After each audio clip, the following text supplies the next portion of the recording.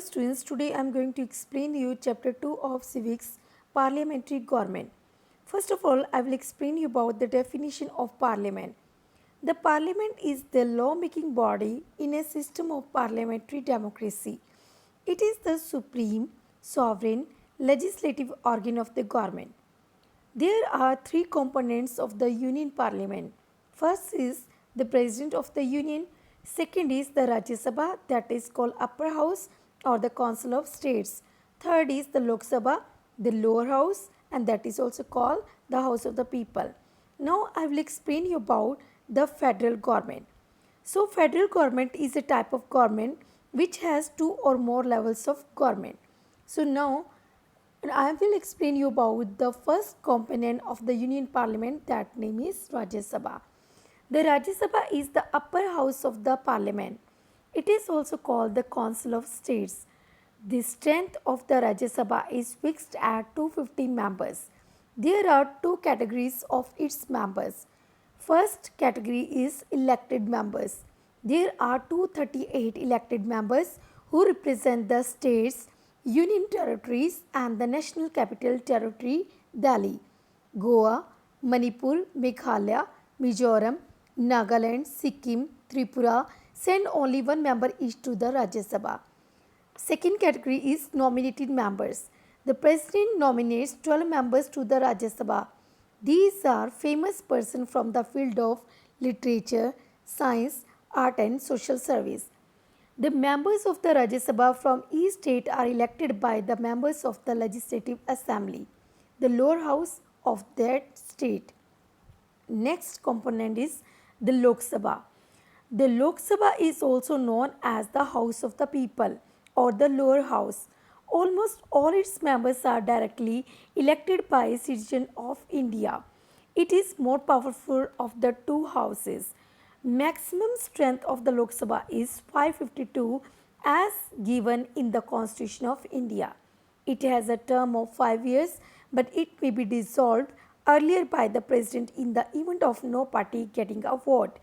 And it is for its eligibility, the person should be citizen of India and his age should be 25 years.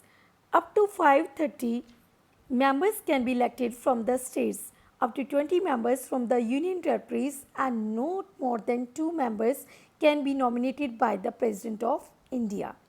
Now, I am going to explain you about the Prime Minister. The Prime Minister is the head of the state, head of the government. So next is how its appointment is there. Formally, the Prime Minister is appointed by the President. The President is expected to invite that person to be the Prime Minister who has been elected the leader of the parliamentary party that commands an absolute majority in the Lok Sabha. But when no single party enjoys a majority, the President has some power to take a decision and he or she may invite the leader of a combination of parties constituting the majority in the Lok Sabha or the leader of the single largest party in the Lok Sabha. So now I am going to explain you about the Prime Minister powers. The Prime Minister powers. The Prime Minister selects the member of the Council of Ministers who are formally appointed by the President.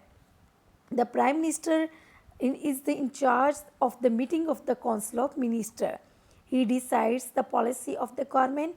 He coordinates the work of different ministers and solves inter-department disputes. He is the chairperson of the Niti Aayog, which is a key body in the process of planning. The Prime Minister also advises the President on all important matters like appointments of judges of the High Courts and the Supreme Court, Chief Election Commissioner, Comptroller and Auditor General. He is the link between the President and the Cabinet. Next is Cabinet. So Cabinet is a body of high-ranking members of the government which represent the executive branch. Next is the powers and the functions of the cabinet. So I am going to explain you now the powers. First power of the cabinet is formulating policy. The cabinet makes or formulate the government policies both national and international. It takes decision on major issues before the nation relating to defense, security, development, planning and finance. Second power is administrative power.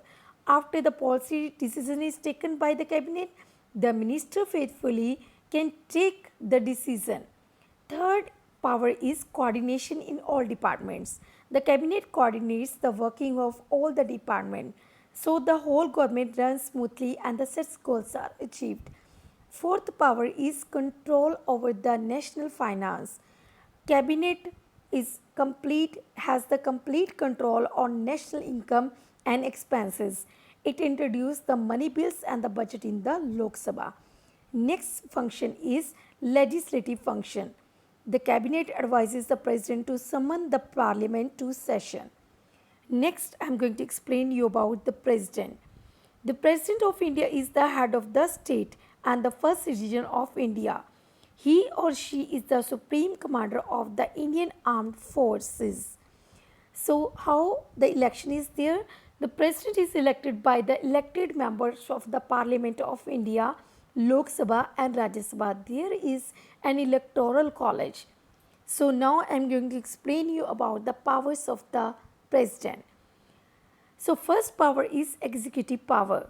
The constitution, the president is first appoint the prime minister, then he appoints the other members of the council of minister, then he distribute portfolios to them on the advice of the prime minister. Next power is judicial powers. The president appoints the chief justice of the union judiciary and other judges on the advice of the chief justice, and these judges are actually selected by the union cabinet. Next power is legislative power. So the president can even dissolve the Lok Sabha.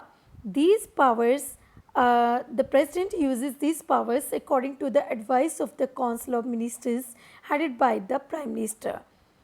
So, a bill that the parliament has passed can become a law only after the president gives his or her assent or sign on it.